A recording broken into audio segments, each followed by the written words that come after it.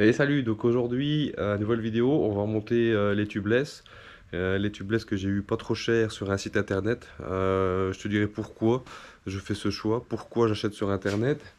Chaque fois je me le prends dans la tête. Je vais te les montrer, donc c'est des Grand Prix 5000 ASTR, c'est les tout nouveaux. Voilà. Voilà. Donc, je les ai vus sur internet en fait, à un prix quand même assez exorbitant. Donc c'est-à-dire que je pense que de base, même sur un site allemand, ils étaient à 79 euros pièce. Donc chez le vélociste ou chez le marchand de cycle de la région, je ne sais pas combien ils sont, mais à mon avis, ils sont vraiment pas donnés. Et alors en cherchant un petit peu à gauche à droite, je les ai trouvés sur un site hollandais. Et là, c'est la magie d'Internet tout simplement, parce que j'ai commandé, je pense, ça à 2 heures. Ils étaient à 65 euros pièce. Je regarderai sur mon téléphone tantôt. Je pense que je les ai payés 65 euros pièce. Le lendemain, à midi, ils étaient chez moi. Donc voilà, moi j'arrive à un stade où j'achète beaucoup en ligne parce que voilà, les prix s'affichent tout seuls. Il y a une concurrence énorme sur Internet. C'est celui qui fait le moins qui vend.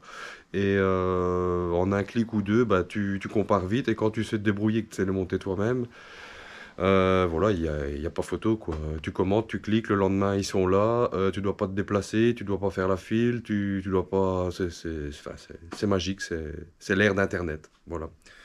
Je vais te couper et je te reprends après, je prépare les roues. Donc je vais les monter, je sais pas si je l'ai dit, sur mes FFWD. Donc c'est ces roues-ci. Les FFWD 45 mm, je pense que je les avais présentés dans la première vidéo, vidéo de présentation, où je me présente vraiment brièvement. Donc je vais enlever les pneus comme je t'ai déjà montré très facilement. Et voilà. Bon allez, je vais te montrer quand même, si t'as pas regardé la vidéo, comment changer ton pneu comme un pro. Comment réparer ta fuite sans souci.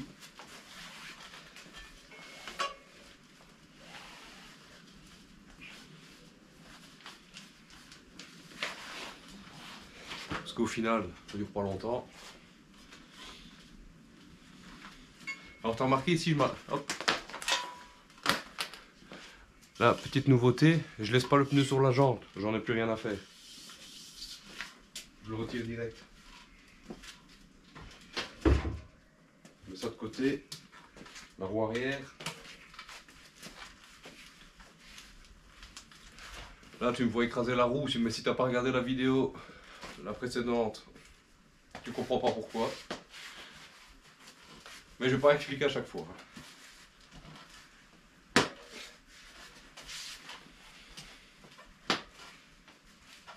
Là, il était un peu plus collé.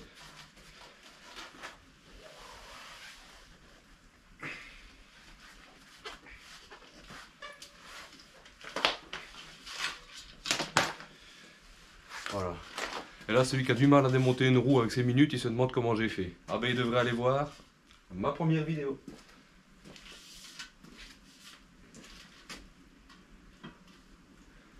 Voilà, je pose ça là, je prépare les pneus et on se reprend. Tiens, attends, avant de commencer le montage des tubeless, pourquoi le GP5000 pourquoi des tubeless déjà? Il faut savoir que j'étais un des premiers coureurs, et je pense que je mens pas, dans les années 2010 à mettre du tubeless, parce que j'en avais marre avec mon gabarit.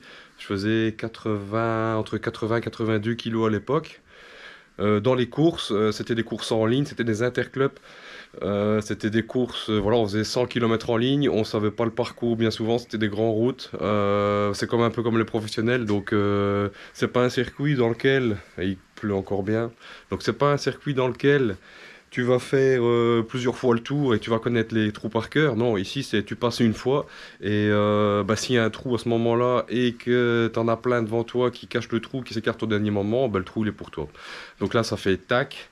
Ça m'est arrivé plusieurs fois, pincette. Et malheureusement, ben là, ben, même s'il y a des voitures qui suivent, à l'époque, je pense même pas que j'avais deux paires de roues identiques. Donc bon, tu sais bien, d'un réglage à un autre, d'une roue à une autre. Ouais, j'ai été dépanné, mais bon, tu prends tout de suite 1 minute 30, 2 minutes dans la vue, parce que bon, l'équipe, voilà, elle n'a pas l'habitude. Le mécanicien, c'est quelqu'un qui est bénévole. Bon, il fait de son mieux, il fait de son mieux, c'est pas grave, mais bon, tout de suite, tu te prends 2 minutes dans la vue. Et remonter dans les voitures, tout ça, ça demande une certaine expérience. C'est pas donné à tout le monde, surtout dans les catégories un peu plus jeunes, catégorie élite espoir. Ben, tout le monde n'a pas l'habitude. C'est pas comme les pros qui font attention, qui ont l'habitude, qui essayent même de ramener à chaque fois certains coureurs. Ici, c'est un peu la pampa, quoi. Donc, voilà, j'ai raté plusieurs courses à cause de ça. Il y a peut-être des courses où je suis revenu dans le peloton, mais en tout cas, j'en avais marre de pincer, donc je reviens. Voilà, donc, voilà pourquoi je prends le tubeless aujourd'hui. J'étais un des premiers, comme je te l'ai dit. J'ai essayé le tout premier. Il faut savoir, à l'époque, il y avait pas 36 000 choix. Je pense qu'il y avait que un ou deux modèles, et moi, j'utilisais le Hutchison. Parce qu'il y avait que Hutchison qui faisait des tubeless à ce moment-là. Et j'avais été agréablement surpris au niveau du confort. Et c'était en 23 mm. Donc ici, je vais passer en 25. Et on verra ce que ça donne. Maintenant, on verra à l'utilisation. Aujourd'hui, qu'est-ce qu'un tubeless d'aujourd'hui par rapport à un tubeless d'il y a 10 ans? Je ne sais pas encore te le dire maintenant parce que je ne les ai pas encore essayés. Mais pourquoi le GP5000? C'est un pneu qui, pour moi, est un des meilleurs pour le moment du marché. Je vais le montrer. Ceux-ci, donc ça c'est les nouveaux quand même, c'est les crèmes, flanc beige, crème ils appellent ça. C'est des 25 mm aussi. J'en avais eu déjà un jeu précédemment et j'en étais super content. Donc ça veut dire qu'il y a un petit dessin dessus pour le sec et pour le mouillé, ça va vraiment bien. Et ça fait le travail. Ça fait le travail pour moi. C'est équivalent à un Vittoria Corsa, Graphène. Petite précision, encore avant d'attaquer le montage, bien penser au fond de jante. Donc c'est un fond de jante spécifique qui est normalement livré avec la roue. S'il n'est pas livré avec la roue, tu en trouves facilement ou tu demandes à ton marchand de vélo. Le mien, c'était un... je pense que je sais même plus d'où... oui, il était livré avec, ouais. Donc tu vois, je l'ai bien collé ici au centre. Je pense que j'en ai fait 2 tours. Tu vois, parce que si tu mets pas ce fond de jante là, c'est pas la peine de mettre ton tubeless, hein, ça n'ira pas. Donc après, une fois que l'étape est faite, enfin, ça je l'avais déjà mis, de toute façon le collant, même avec une chambre à air, il faut le mettre parce que ça protège simplement l'usure de ta chambre à air et les fuites qui peuvent survenir dû tout simplement au trou du passage de la nippe dans la jante. Donc on va mettre la, je trouve plus mes mots. On va mettre la pipette. Donc la pipette j'en ai. Ça c'est une, ouais. 45 mm. Donc ici c'est une roue 45 mm et moi j'ai pris une pipette tout simplement, ben, regarde ici, 60 mm. Alors ici je me rends compte que c'est compliqué de tenir la roue, mettre la pipette et de tenir la caméra. Donc là je vais devoir te poser. Voilà, là tu n'es pas trop mal mis. Donc la pipette tout simplement, il y a un joint au-dessus. Un joint très important aussi ici à l'intérieur, si tu veux, de ton écrou qui vient presser tout simplement ta pipette. Et c'est lui qui va faire en fait, si tu veux, l'étanchéité à l'air. Donc ça, il est hyper important. Je vais te le montrer, je vais le dévisser. Tu le vois le joint là? Ouais, ouais. Le joint au milieu. Voilà. Donc ça, il faut pas le mettre, il faut le mettre après. Donc tu enlèves l'écrou, ton joint, tu le mets de côté. Tu cherches le trou, il est là. Et mettre ta pipette comme ça. De toute façon, il n'y a pas 36 000 solutions. Ton petit joint, ton petit joint, O-ring. Là, c'est un O-ring.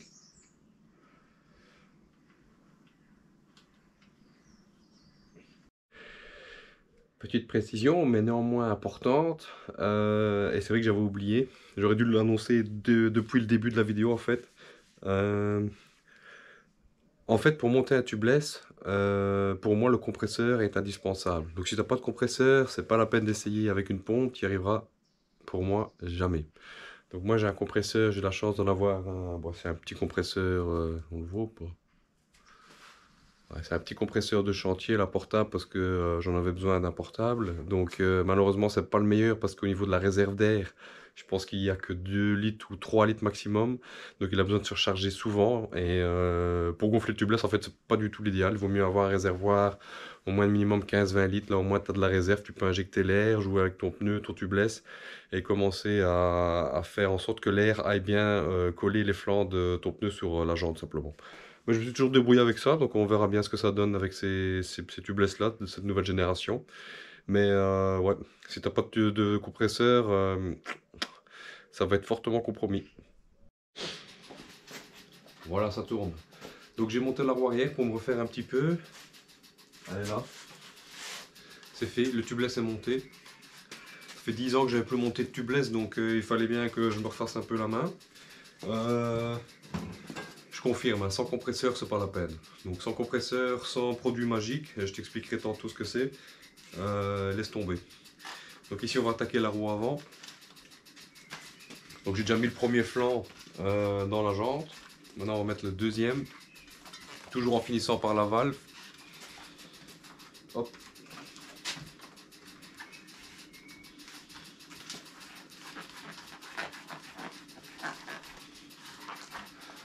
Alors le tubeless. Le tubeless, pour moi, je vais dire, c'est des roues de course, donc je vais essentiellement l'utiliser en course. Pour l'entraînement, si tu sais pas trop réparer de crevaison, le jour où tu as une fuite avec un tubeless, c'est pas la meilleure des solutions, c'est pas la meilleure des choses. Voilà, là le tubeless est mis. Attends, je te reprends, je vais t'expliquer pourquoi. Pourquoi l'entraînement c'est pas terrible? Parce qu'en fait, tu auras du liquide de partout. Il te faut une chambre à air. La chambre à air est plus difficile à insérer dans le tubeless parce que c'est pas un pneu qui est fait pour ça. Donc ça se fait, hein, ça peut se faire, hein. Moi si j'ai une fuite aujourd'hui, enfin demain quand je vais tester mes pneus, parce que oui je vais les tester avant la course, si j'ai une crevaison, ben, je vais réparer comme ça, je mettrai ma chambre à air, je m'affûterai, j'aurai du liquide partout, mais bon, ça fait partie du jeu et je pense essentiellement que moi en tout cas sur ces roues là, ça sera plus dédié à la course. Donc voilà, un jour où j'ai une crevaison en course, ah ben, je répare pas. Et je réparerai chez moi et c'est comme ça. Donc ici, le produit miracle. Alors le produit miracle. Parce que oui, il y a des solutions.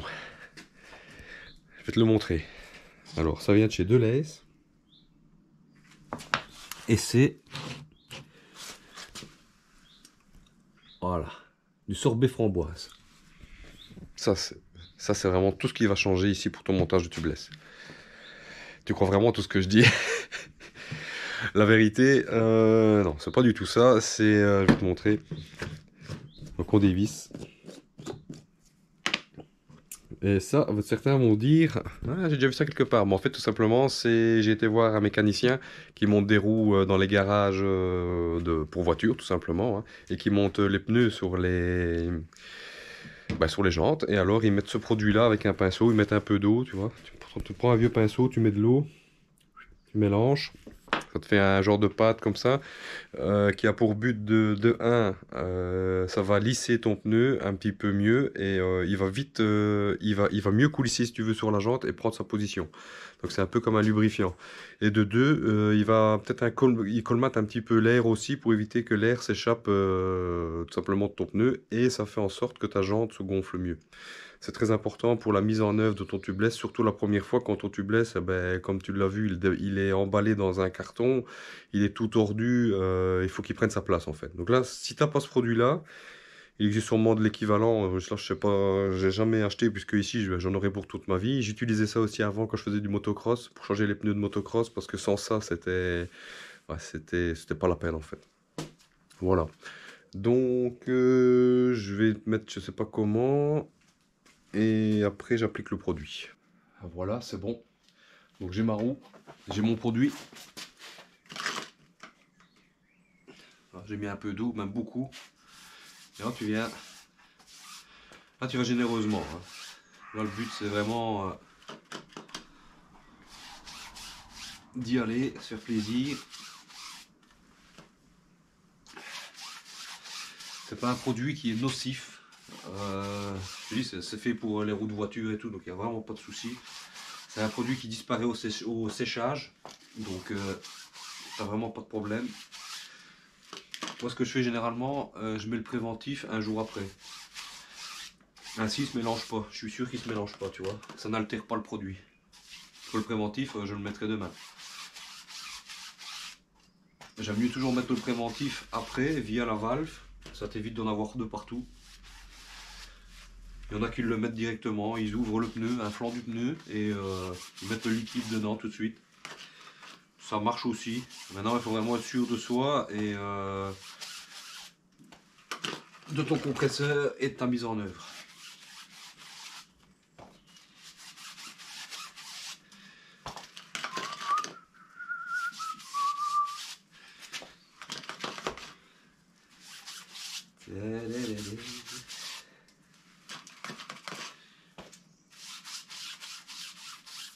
Voilà. Donc là, il y en a de partout. Le compresseur est armé. Merde. J'ai pas mis le bon tuyau.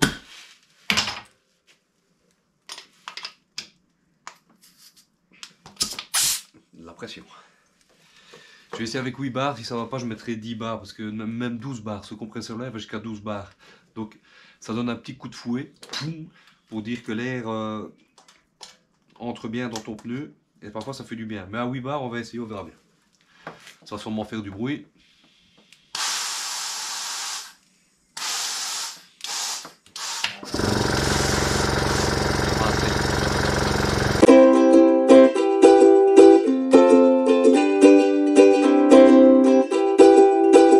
C'est pas l'idéal parce que c'est un petit compresseur de chantier. Alors il est ultra portable, il est super pratique. Je l'ai toujours utilisé pour un cloueur ou quoi sur un cloueur pneumatique ou une agrafeuse pneumatique. J'utilise ça notamment pour ça. Donc ça, c'est super. Maintenant, au niveau de la réserve d'air, je pense qu'il fait que 3 litres. Alors l'avantage de ça, c'est que c'est un compresseur aussi qui monte dans les très hautes pressions. Et j'ai deux sorties en fait. Donc ça, si un jour tu achètes un compresseur, c'est important. Tu vois, tu as une sortie ici avec un manomètre où tu sais régler ta sortie de travail, donc ta pression de travail. Si tu as besoin, par exemple, moi je sais que c'est mon cloueur, je mets entre 6-7 bars maximum. Et là, en fait, si tu veux, c'est la pression maximum que ton compresseur peut encaisser. Donc là, on peut regarder au manomètre, je suis plus ou moins... Je suis à 15 bars. Je pensais que c'était 12, c'est 15 bars. Donc là, le pneu, il va recevoir un petit coup de fouet, ça va lui faire du bien. Maintenant, malheureusement, la réserve d'air n'est pas importante, donc il faut faire avec. Je te repose. C'est du direct. Il n'y a pas de triche. Là, je vais envoyer 15 bars. Hop.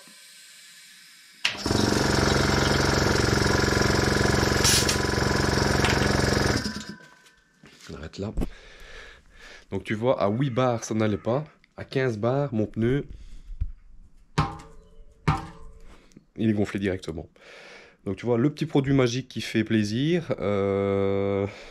Maintenant, où le trouver, ça m'ennuie un petit peu parce que moi j'ai été le chercher, je te dis, chez un garagiste. Si tu connais un garagiste ou quoi, bah, il te fera plaisir. Ils ont des pots, je pense que c'est des pots de 10 litres. Donc moi, il m'en avait donné, je te dis, dans un pot à sorber, ça fait très bien l'affaire.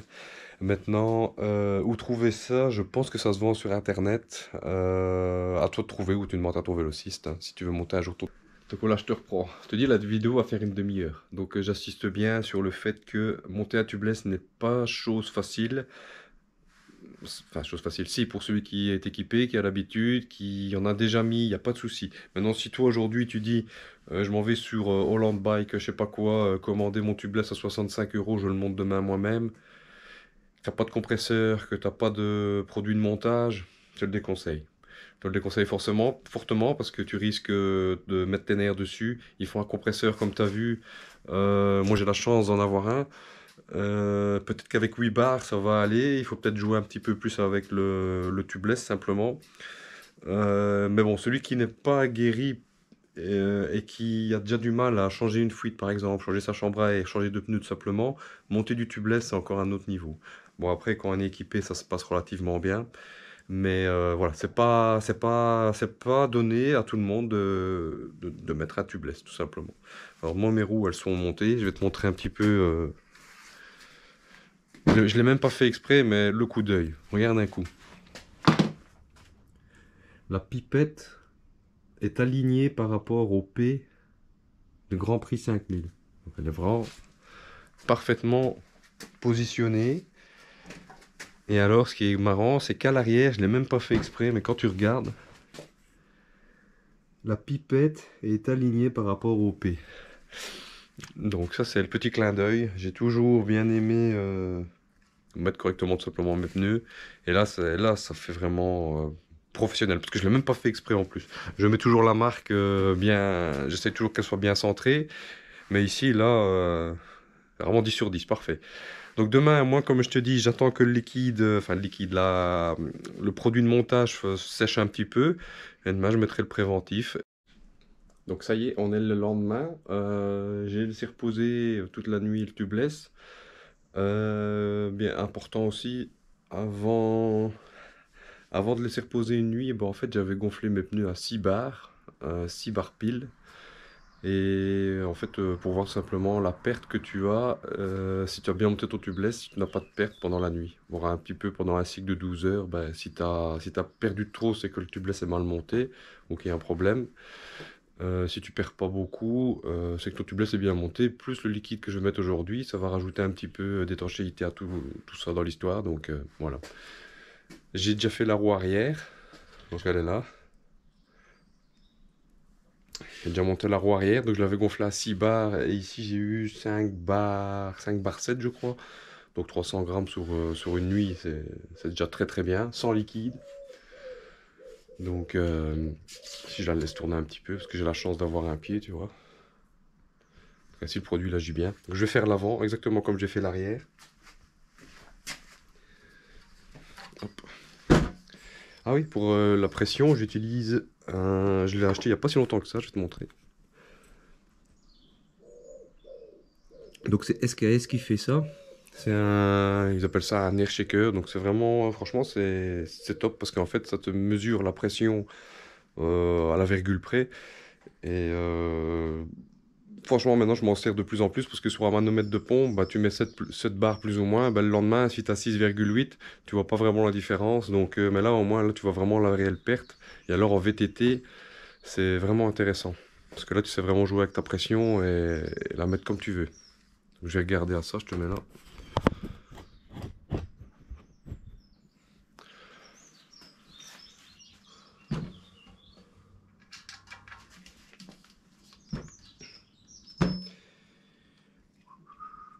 En fait, ce sera pas vraiment une vidéo uniquement sous le montage, ça sera un peu une vidéo sur le tubeless en général, ce que j'en pense. Et voilà.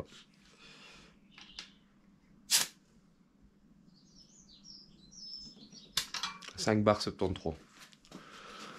Attends, tu vois bien. Donc là, c'est comme l'arrière. Donc l'avant est vraiment comme l'arrière. Donc à ce moment-là, je sais que j'ai vraiment pas de souci. Si j'en avais eu un à 4 barres et l'autre à 5 barres 7, c'est qu'il y avait un problème. Ici, j'ai vraiment la même valeur.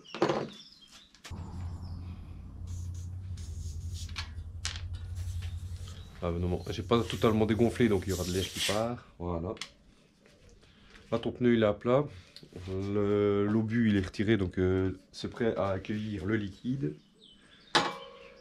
Alors moi, pour ça, j'utilise une grosse seringue avec un embout pour purge de frein. Donc j'ai un peu chauffé l'embout avec un décapeur thermique et bah, ça fait le job quoi.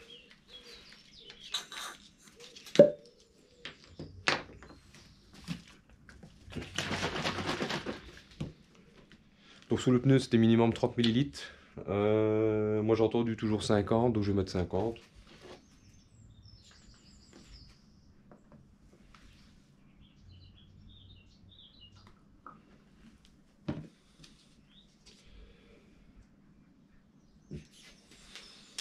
Hop.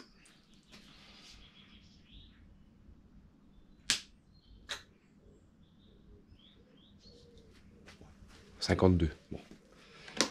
Pas le 2 millilitres. C'est pas les 2 millilitres là qui vont faire la différence, le 2 millilitres.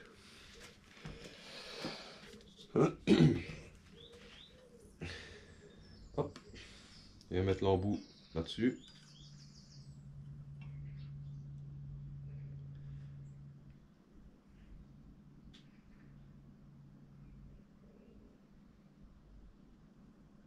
il n'y a plus d'iode.